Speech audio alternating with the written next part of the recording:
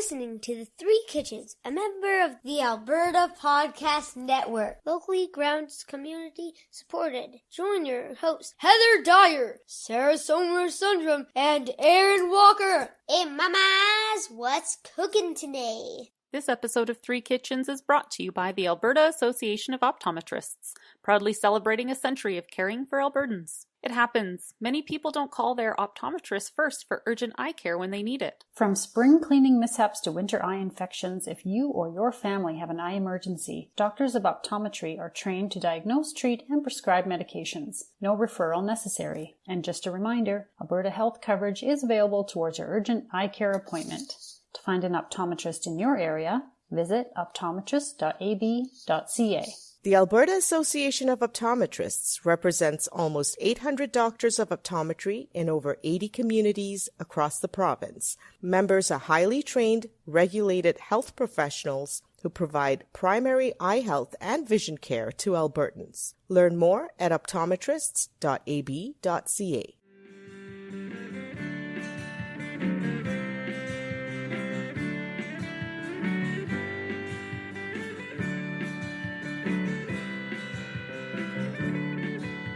Well, welcome to Three Kitchens. We're back again. I'm Heather. I'm here with Erin and Sarah. Hello, ladies. Hello. And Erin made us a treat. Well, I don't know if it was a treat. So the persimmon pudding that I made a couple episodes back, I did not get the persimmon flavor out of it. It tasted like Christmas pumpkin pie kind of flavors, which was delicious. Which is not bad. Yeah. Which is, oh, boo-hoo. But I really wanted to try and find something that was very persimmon-y. Okay. Well, because we were all like, what is the flavor of this? What does a persimmon taste like? Yeah. We didn't really get the answer. It was really masked. Yeah. It was good, though. It was delicious. It was good. Just not expected. Right. Anyway, so I went online and I was like, well, maybe I can make a persimmon jam. And they said, oh, persimmons are really high in pectin. So I didn't have to buy pectin for it. The persimmon goo. So pass everything through a sieve and get out all the liquid. Right. And you just boil that. You add sugar and then you add lemon that you've chopped up and put into the pot. So, you chopped up the lemon, one lemon. Yeah. What? Why? She's like, yeah. I'm going to stop there and just ask for everyone's review at this point, and then I'll tell you why I think it did what it did. Okay. Okay, now that you said lemon.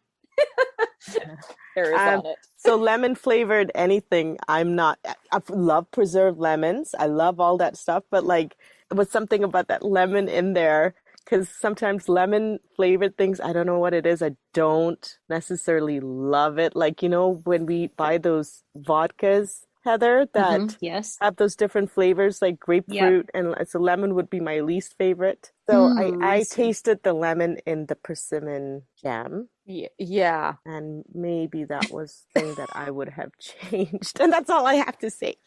What? That's all you have to say? That's all I have to say. Are you kidding? Okay, I don't want to say anything else. Why has this not been said yet? I don't know. I took on the tip of like a butter knife, I just scooped it out. First of all, obviously there's a shit ton of pectin in there because that is a solid jam, my friends. It is like jellied, and then so I put it in my mouth and I was like, what the fuck did I just put in my mouth? That's what I texted Erin because I felt like it was, never mind the taste, it tastes good. The feeling of it, I felt like buzz just sprouted on my tongue and the roof of my mouth. It felt furry for like 20 minutes after I had this little taste of it.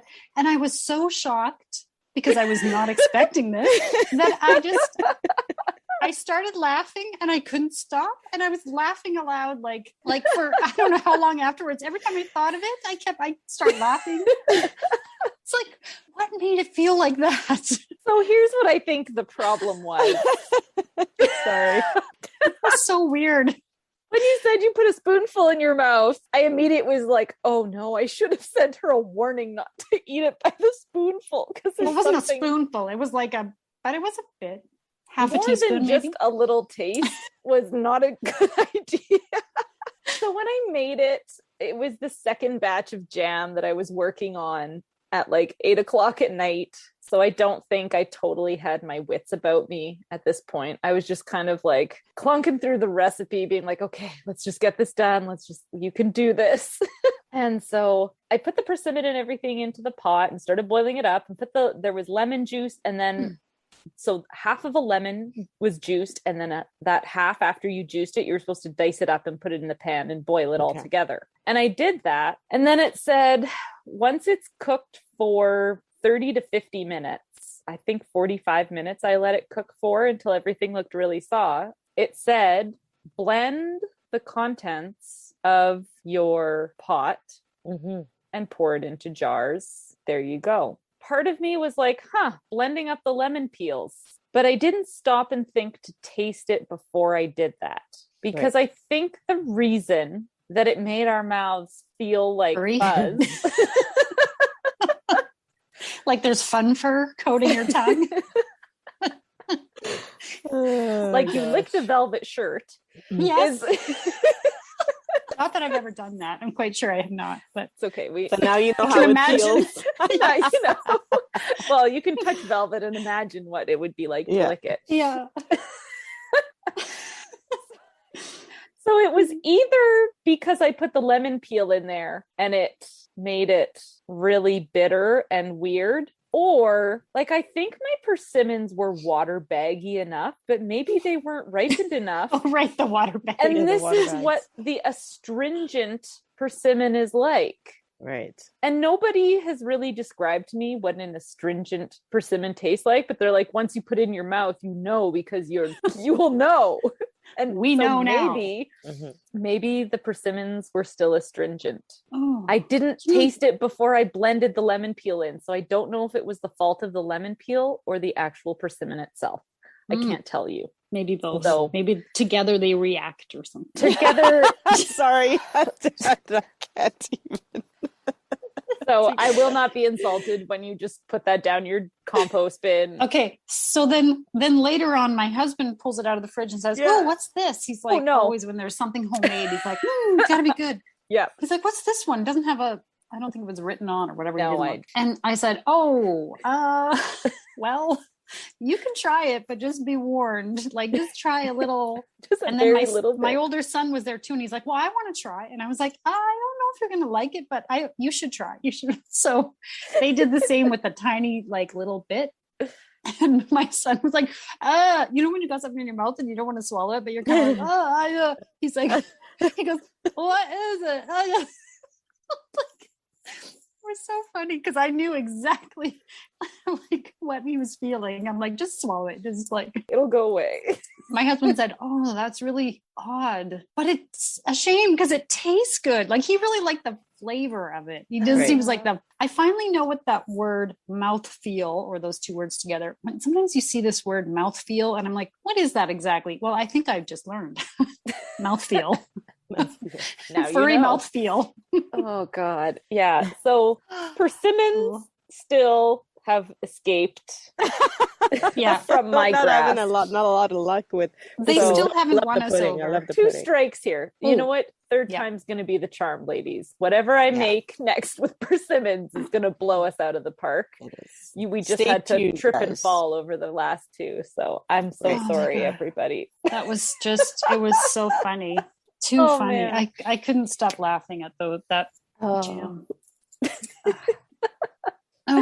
What are you making that's going to give us mouth feels? So now I'm going to be worried about mouth feel all the time. Mouth feels. I am making for you, for your enjoyment, a beef Wellington. Yay! I'm so excited. Somebody's doing this.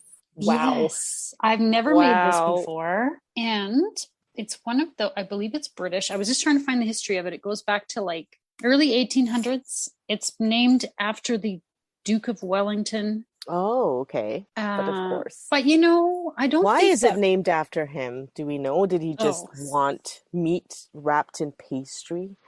My meat must be wrapped in a pastry. Something to celebrate his victory of the Battle of Waterloo in 1815. But I mean, I don't think wrapping meat like cooking meat wrapped in pastry it's not just an English thing, right? No. All over the world you see all over the world, yeah. Meat wrapped in pastry, right? Different flavors, different fillings. Sorry, I always think of when people say Beef Wellington, I always think of Hell's Kitchen. I think of Gordon Ramsay, and I think of him screaming, "It's raw, you donkey!"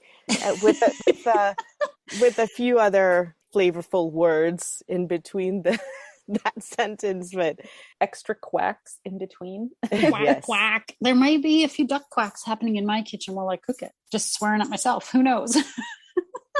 Like, that's why Important. I've never tried it, because I can't understand how you would cook the meat without looking and seeing and touching the meat and knowing the doneness of the meat inside the pastry. So Heather's going to do this for us. Woo-hoo. I'm going to do my best. So it actually it's not just a beef tenderloin wrapped in puff pastry and baked. There's layers of stuff. So you're browning the meat first, then it's wrapped in prosciutto, which Gordon Ramsay would call Parma ham, which I think is the British name for it. So you're wrapping it in that, because tenderloin doesn't have a lot of fat. So I think you want the extra layer with a bit of fat to it to kind of seal it. Then you're making something called a mushroom duxelle, which what? Duck? It's mushroom duxelle. Duxelle. I think it's a French something or other. Sorry, it's not duck quack. It's duxelle. Can you pronounce that better? No. Isn't it like French? Doesn't it have like a Z? Oh my God. Come on. All right. So it may not be pronounced exactly. Maybe I'm, anglicizing it, but I'm saying duxelle because I don't really know how you say it. Okay. So it's, let's see. There are chopped mushrooms that you're frying up with olive oil, thyme, and according to Gordon Ramsay's recipe, some seasoning.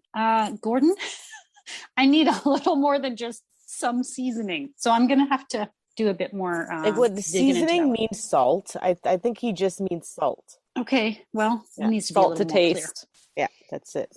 You donkey. Exactly. So you're cooking it to get the moisture out of the mushroom to make like a paste. So you're getting kind of like a mushroom paste. Reduced. Kind of right. Yeah, it's reduced and it's called a duxelle. Okay. And you cool that. Then you're so you've got your layers, you've got your pastry, your prosciutto, your mushroom, your beef, and everything is getting wrapped around. So if you were to slice it, you're going to see those layers. Yeah. So, and you said that the beef will be seared, correct? Yes. So I believe you bake it until the pastry's done. And I would imagine that then your beef is still quite rare. Like, I don't think you would open that up and have a well done piece of meat. Imagine. Right? So maybe if you wanted it more well done, you would sear it longer. Maybe. So how long is the baking time? 15 to 20 minutes until pastry is golden brown and cooked. Rest for 10. Heather, is it a bad thing to just take that big log of meat, that beef that you have, and cut it in half lengthwise and make smaller Wellingtons? So I actually was already thinking that I'm going to make individual Wellingtons as opposed to one big. So traditionally you would do the entire tenderloin and then slice it. But I want to do individually wrapped smart tenderloin slices, more like a tenderloin steak, because then you get more pastry, which is like, true. Why wouldn't you want more? And like Sold. Everything, it won't look exactly the same. You won't be slicing it open and getting that beautiful ring, but I think it will cook better maybe and it'll be easier for me to deliver to you guys rather than having to slice it up and then you get this kind of cold meat and the juices around and all that. 2 for me, please. 2 for you. I love steak. I'll try. We can put in requests for more than one serving. I'm just joking. I'll see what size of beef. I was telling you, I was at Costco and I was like, I'll go look at the tenderloin. Well, holy man, they have the giant $160 beef tenderloin. I was like, even half of that would have been much. Like, that's a bit. I don't know how many. Shock. how many Wellingtons you can make out of that puppy. But it was like, whoa. I recently saw a Wellington recipe that somebody did on, Instagram's little food reels. And they had cut a pattern into the pastry that made it look like a basket weave. Wow. I know, I've seen lots of beautiful ones too, but traditionally it seems to be, there's usually kind of it almost looks like a crosshatch sort of. And I watched the recipe. I watched Gordon Ramsay on a YouTube video make this. Mm-hmm. And he did not. It was just a simple, he didn't do any embellishments to it. So maybe, I mean, you can do it however you want. I'll see how creative I decide to be. But so there's a lot of steps. You got to make the mushrooms, I think, ahead of time. And cool it down. Piece, because it has to cool. You do that ahead of time. And then. And can we talk about the pastry? I'd like to know what goes in that. I'm not making, are you going to say I'm going to make puff pastry? Because I'm not. Oh, is it puff pastry? Well, I wasn't sure. So it is puff pastry. Okay. Yeah, no, and I do realize I could attempt to make my own, but I'm not in this case because I already got enough going on and it's December. And no, I'm not making puff pastry, but I'm not opposed to trying it in the future. Eventually. It's not for this one. Right. So I bought frozen puff pastry, which you can find at I buy the PC brand because it's pretty good at Superstore. Mm-hmm. And I'll worry more about the duxelle and the meat and not the pastry. And also, I know we're talking about like how long to cook it and everything, but like these photos, that pastry is dark. Mm-hmm. It is not baked like the strudel where it was very pale. Yeah, this is like super dark. So it's cooking a little bit longer, baking maybe a little longer than you might otherwise bake a pastry. So that might help the meat. I don't know. It's an experiment. That's what we're all about. Are you brushing anything on top of the pastry before you bake it? Yes. It says brush with egg wash. So, egg water and salt, which is pretty typical for puff pastry. Usually you want a little bit of color on the top of it. Browning. And then Gordon Ramsay has a red wine sauce that he likes to serve with his. So I may look at doing that. Yes. So I don't know exactly what it'll come with. There's not a lot of like when he says seasoning, if you think that's just salt, maybe it is. There's not a lot of seasoning mentioned in the recipe. It's like thyme. You've got the mushroom sauce. You've got that bruschetta. Not bruschetta. Prosciutto. Oh, thanks. Prosciutto. I don't think I ever say that right either. Don't get me going on Italian. I said bruschetta. I went for the complete. But you've got all of those flavors going in, and mushroom and prosciutto is like the very strong tasting prosciutto. You should call it the British Parma ham. They call it that. They just call it that to make it easier for themselves to pronounce. Because they're already pronouncing Worcestershire. And he suggests using a mixture of wild mushrooms. So I think you could get creative with what kind of mushrooms you pick too. Stay tuned. Stay tuned. I hope it's cooked. That's my concern is just that the meat is cooked. This episode is brought to you by Park Power, your friendly local utility providers in Alberta, offering internet, electricity, and natural gas with low rates, awesome service, and profit sharing with local charities. Winter is coming, and energy usage for all Albertans will be increasing. So now is a great time for listeners to look at their utility bills and ensure they are on the best plan. Albertans have a choice of utility providers. Park Power is happy to provide free, no-obligation comparisons. If you decide to switch providers, it's easy, and you can feel good knowing you are supporting a local business and helping to give back to our communities with your utility bill. Learn more at parkpower.ca. Okie dokie, Heather. Shall we talk about the Wellington? I feel like I'm a little all over the place. I apologize if this is not very chronological. We're drinking vodka, listeners. Okay, we're drinking vodka. We're a very enjoying different our evening. Right. It's a very different time of recording. Masterpiece theater. Yeah, the opposite. Usually we're a little bit more refined in the morning, but now we're just letting loose and talking about our dinner. I'm trying to be organized, but it may not happen. Just go with it. Just go with it. Post-dinner conversation. Yeah, pick up a vodka and drink with us, and then you'll understand it better. There you go. Just press pause, get half a drink in you, and then join in.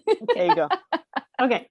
So I had a double dinner today because I had just heated up my dinner, and I just scarfed it down, and then my doorbell rang. Yeah, Heather texted to say, I'm sorry for delivering food at dinner time hour. I know. What was that And I was about? like, I did think of that after the fact. I was like, oh, what? Actually, isn't that the perfect time to deliver it? That seems just right to me. I just thought if you had already been sitting down with your family, then I'd come ringing the doorbell. Oh, you know, it's always chaos at dinner, just trying to get everyone to put food in their mouths. So I brought you an individually wrapped beef Wellington and a scoop of mashed potatoes. You did? Because I was making them anyway. Should we get into the recipe, or do you want to give your reviews first? No, you go for the recipe. Okay. Well, it depends. Do you want to hear all the praise first or at the end? Let's hear it at the end. Let's get through how you make this thing first. I think you should definitely do it for Christmas because it's tasty. But I might recommend doing it in one piece, the traditional recipe, because it would be so much faster and easier to just do the whole tenderloin, wrap it up, bake it, and then slice it to serve it. I'm sure there's a reason why they do it that way. Okay, so I had a fairly large tenderloin. It was like 2 pounds. And I decided that I was going to do these individual portions. So I seared the whole thing as one piece. Okay. And then sliced it into steaks, essentially. Right. And then, so there's a big process here. So you've got your mushroom duxelle, which we talked about. I looked up the pronunciation on duxelle. Duxelle. A U in French has a very ooh.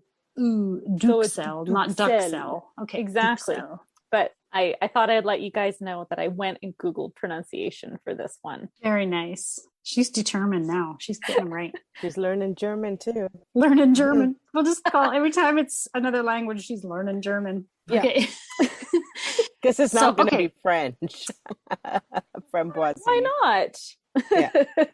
It's a British dish, so there's nothing else French to say. I had actually done the mushrooms in advance, so I whizzed them up in my food processor. I just had those little brown button mushrooms and portobello. Okay. But I think you could use any kind of mushrooms that you like. Right. They had recommended that you could go crazy with the mushroom. Any kind of wild mushroom. Ramsay was kind of vague on the mushroom part, wasn't he? He was vague. Yeah. Just any old mushroom. And you kind of want it to become a paste. So I just chopped it all up in my food processor to make it finely kind of minced. And then you're just cooking it in a pan until it sweats out all its moisture. Put some, as he says, seasoning. You guys told me that was like salt. So I put salt and pepper in there, and there's thyme, fresh thyme leaves. Right.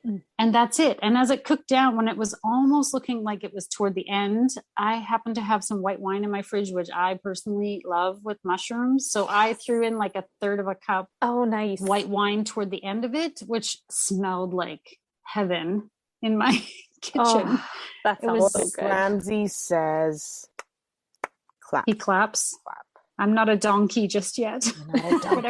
whatever horrible insult he would think of to call me.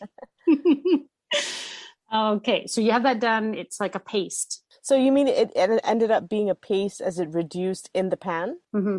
Okay. Yeah, it's like a brown. It doesn't look appetizing, but it tastes good. It tastes damn good. Okay. Yeah, so I set that aside, and then I ended up putting it in the fridge, and it sat there like until later on when I wanted to make my Wellington. Can I go back to the mushrooms for a sec? Sorry. I'm thinking, and I want to ask this question. Didn't you make your dehydrated mushrooms, or have you made that mushroom powder yet? I have done that, yes. Did you do it by cooking your mushrooms and dehydrating them, or did you just dehydrate the mushrooms themselves? I sliced and dehydrated them and then ground them up in the coffee grinder. Could you dehydrate the paste you made? Oh. To do what? Like to then use that as a powder for the use Wellington, it in everything? you mean? Use it in everything. I see. Okay. I suppose you could, because it would have probably a bit more flavor than just the straight old mushroom. Pepper duper tasty. As like a, I don't know, specialty something. I don't know. Like sorry, a seasoning. My little mind just kind of wandered off there. What did Gordon Ramsay call it? Seasoning? Just seasoning. That's a seasoning. Some seasoning. Some seasoning. Not even a measurement of seasoning, just some seasoning. That's what these chefs say. A little olive oil, thyme leaves, and some seasoning. It's like, well, figure it out for yourself, donkey. However much you want to put in there. Okay. I think it's you effing donkey, but anyway. Yeah. No doubt. Okay. So you leave that. You want it just to cool while you're doing your other stuff. I had to set up my station because I was feeling a bit already like, okay, what am I doing? Because I was doing these individual portions. So I've got my puff pastry that had been frozen. I had taken it out of the freezer, so it was room temperature. So what, did you put that in the fridge for 2 hours or something? I kind of took it out this morning and put it in the fridge and left it there until I was ready to use it. Okay. And I ended up using 2 boxes of the President's Choice frozen one that I usually buy. I think I could have rolled it out a little thinner, but you tell me what you think. I think it could have been a little thinner, but it was still good. So first you lay down your prosciutto. I just used parchment paper on my counter, so it wouldn't stick. Okay. And then put your duxelle on top. Okay. Like a layer of it. Spread it out. Take your slice of meat, if you're doing individual like I did. Brush Dijon mustard all over that piece of meat. I had the super grainy kind. I think any kind of like a spicy mustard, any kind of mustard, it just gives it a little extra something. Yeah. Seasoning, if you will. Some seasoning. Does it? Yeah. Does it give you some seasoning?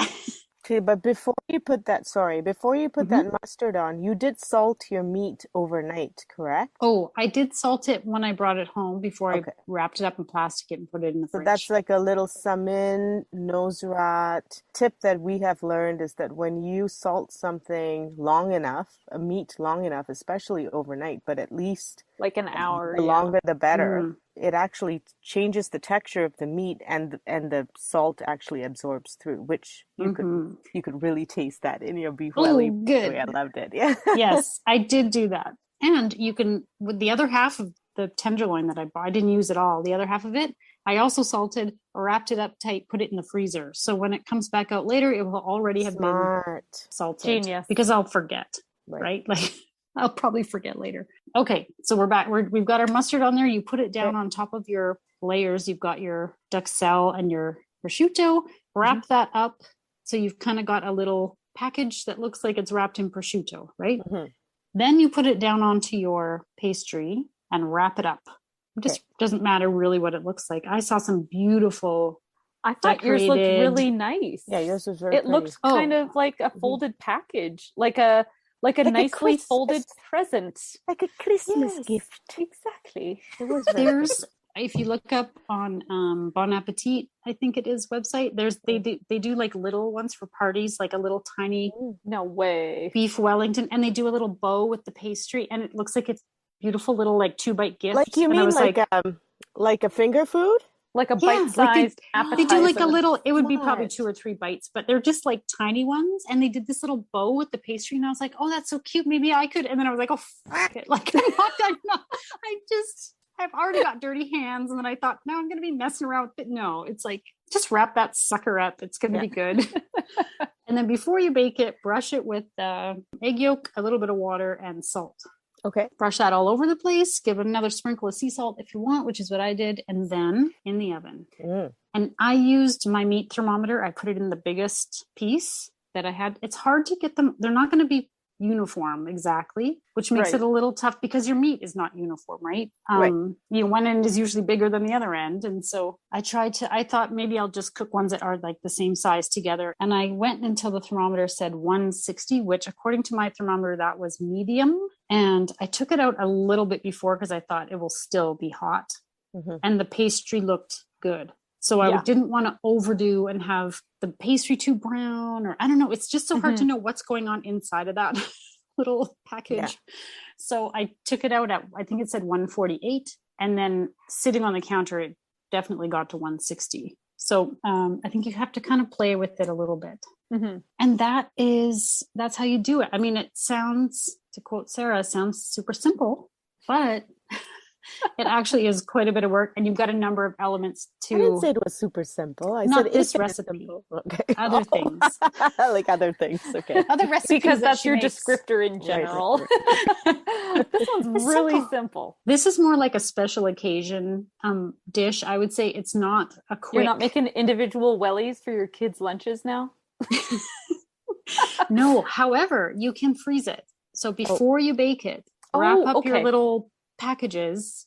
Don't put the egg wash on. Just get to the point where they're wrapped before you bake it. Because as we're talking about the meat being irregular shape, toward the end I had like kind of weird little shapes. There's kind of funny guys at the end, hey? and I was low on a couple things. So it was like, I didn't have quite enough. Get lots of prosciutto because you're going to eat it anyways, probably. Mm-hmm. It's easy to run out from the package. So these little irregular shaped ones. And some of them had mushroom, some of them had prosciutto. Oh, gotcha. Okay. They didn't have both because I was trying to spread my stuff. And those ones I didn't bake. I wrapped them up tight in plastic and put them in a Ziploc bag, and I put them in the freezer, and I'm going to pull them out like at Christmas and bake them for lunch, and I'll see how they've held up in the freezer. I'll let you know. That sounds great. Oh, and my kids also claim they don't like mushroom. And when they smelled it cooking, they were like, ugh, what's that horrible smell in the kitchen that I was salivating over because I thought it smelled like heaven. And they were like, ew, what is that? So I did theirs without mushroom, just wrapped in prosciutto and mustard.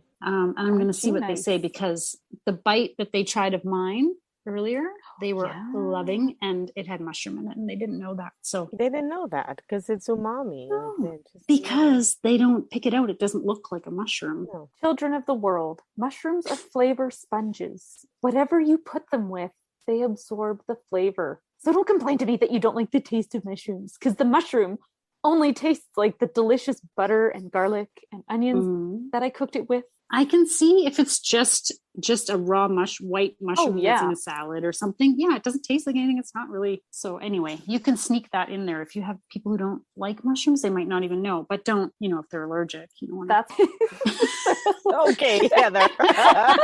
Okay, if they're allergic. Clarifying.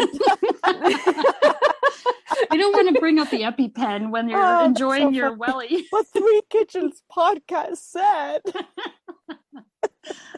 Said you could sneak it in, even if you're definitely allergic. Oh, that's too funny. Okay, I'd like to hear how you enjoyed it. I thought it was more than medium well done. Agreed. And so I was a little bit like, oh no, this is going to be tough. But it was a tenderloin. And the thing about it is I never buy tenderloin because it's not my favorite cut of meat. But however, she had tell me what that is called, because I'm going to call it bruschetta for some reason. Prosciutto. She had the fat from the prosciutto and the flavor from the mushrooms in that meat. And then the meat was still tender, even though it was more than medium cooked. And it was so good. And which makes me happy because now I'm not worried about overcooking this. Yes, I agree. Although I'm with you, I would have taken it out sooner had I been able to see it. Right. Right? Or just having bigger pieces would have made the doneness maybe closer to what we're imagining. Just Perhaps. Because he cooked it in and I'm imagining pieces, it right? to Gordon Ramsay's little rants and the pictures and him throwing it in the garbage. As soon as you dropped it off, my husband started following me and saying, well, am I going to have part of that? And then with his puppy dog eyes, and I'm like, oh my God, I guess. And so I gave him half. So I got to cut it. Yes. And then I looked at it, and it was a little pink in the center. That's exactly what we did. Yeah. It was a little bit more than medium. It was fantastic. Honestly, I do not usually like a steak that well done, but this was, I don't think I would want it any less well done. I think it was perfect. Interesting. It was warm. It was lots of flavor. It was so clearly tender. Salted overnight. So tender. And you said that you wish the pastry were thinner. I don't know what you're talking about. No, I think because the one that I had, when I cut it open, I could see just a little bit where the pastry didn't look totally done. Not that it was raw, but it wasn't flaky all the way through. And I thought maybe it's a bit thick, although I didn't complain when I was scarfing it down. It certainly tasted great. And with the mashed potato, it was delicious, actually. Yeah, it was really nice with that. Yeah. Yeah, same deal. You dropped it off at my house and I was like, okay, leave now. I want to go eat okay, this. see you later. I thought she was just busy in the kitchen. I was also busy in the kitchen, but then I was busy in the kitchen and hungry and had food pre-made delivered to my door. Best timing, in my opinion. Okay, good. I was super duper hungry. I was in the middle of cooking, which makes me hungrier. So I grabbed my husband and said, the welly's here. We've been calling it your welly and making a bunch of really inappropriate jokes. So, just so you know. So we chopped it in half so that it was, we're only children, so we have to make sure that it's chopped exactly in half. You have more. Why does she have more than So I do? I got to cut it in half. Dan chose the first piece. And my God. That's how it goes for my kids. Yeah, that's exactly. A sibling thing, not an only child thing. Yeah. Well, it never became part of my life until I was an older adult. So well, they're both only children, so they don't know anything about this, right? Yeah, so I know. It's hard for them. Yeah. It's so hard. I talk like I'm not an only child. Anyway, Sarah knows too well. So good, Heather. Oh my gosh. Like, I couldn't eat it fast enough, or my husband finished his half really quick and then was like trying to steal pieces of mine. And I was like, are you out of your mind? I will stab you with this fork before you get a piece. The mashed potatoes were delicious. I agree. It was the right amount of pastry on there. Yeah. It wasn't perfectly flaky as it was in contact with the meat, but whatever. It was. I mean, I guess it wouldn't be. It wouldn't be, right? No. Because you have moisture, and the what's touching it. The prosciutto is what's the barrier between the pastry and everything else. Not and there's soggy. fat in there, right? Exactly. Like there's fat in prosciutto, so it's not going to be crisp all the way. Fat is good, guys. Fat and then And sometimes when someone bakes a pastry type thing and the bottom gets too hot and then it's hard to cut through it, because I can say you did not do that at all. Yeah, it's like tender. It was so easy to cut through. It was so easy to get through. There was no sometimes I've made pies and pastries that I'm like cutting all the way through, and then I'm like, why isn't it separating? And you have to really get the knife in there and almost snap it to make it break, because the bottom gets so hot. No, none of that. It was beautifully done. It was on the tray, bubbling around them all, and I thought, oh no, is it going to be soggy on the bottom? But it was. It was the weirdest. Kind of weird when you think you British people, how it all cooks together. Small. And I mean, you can't go wrong with meat wrapped in pastry. You really and when you throw in mushrooms and prosciutto, no problem. And where did you get your meat? I was going to ask. I went to Costco. You went to Costco, okay. Yes, and I got the smallest of all the pieces that I could find. The smallest massive piece. Yes, because they're so big there. Because it's Costco. It's Costco sized. Yes, but that means I have another giant piece in my freezer that I can. And I was thinking, I don't think I could make it any other way now, because I love this so much. I just why would I make what else am I going to do with that tenderloin? Yeah. Nothing. Yeah. This is how it has to be. Well, Heather, thank you. Yes. I know now what I'm going to do for Christmas, because this has been my husband's request for the past few years. Maybe this year I'll make the Christmas wellies. Yeah. My husband was like, I can't believe Heather went and made this. I came up with this. And I was like, what? You did not invent the Beef Wellington. He's like, I invented meat wrapped in bread. And I was like, no. Okay, just eat your piece. And sometimes you just delusional. Not I just know that, Sarah, if you make it, it's going to be beautiful. There's going to be some design. There's going to be some fancy thing going on. Take a Can't picture. Wait to see it. Take a picture. Awesome. That's fantastic. I think that is totally something I'm going to have to make. Yeah. At some point. Erin, if you want to go in on a big, massive piece of tenderloin, let me know. Because I think I'm going to have to make a trip to Costco. Let me check my freezer. Well, thank you, Heather. Thank you for second dinner. I'm glad everyone enjoyed it. I don't think Gordon would have yelled at me. Maybe for my technique, but not for my end result. So I feel pretty good about it. A donkey. You passed the donkey test. I don't think I majorly. What is this? I can't do the accent, but I just remember this episode where you're like, what is this? It was something just unrecognizable. All right. Thank you for listening, people. Thank you for dinner. Go make yourself a welly. Do it. And now for the fine print. We at Three Kitchens gratefully acknowledge we are telling these stories in the traditional territories of the Treaty 7 nations in southern Alberta and the Métis Nation of Alberta, Region 3. We honor the rich tradition of oral storytellers on this land who have come before us. You can find pictures and recipe links on Instagram and Facebook at Three Kitchens Podcast. If you like and subscribe on your podcast player, that helps more people find us. Santa says, make Beef Wellington for Christmas. Ho, ho, ho.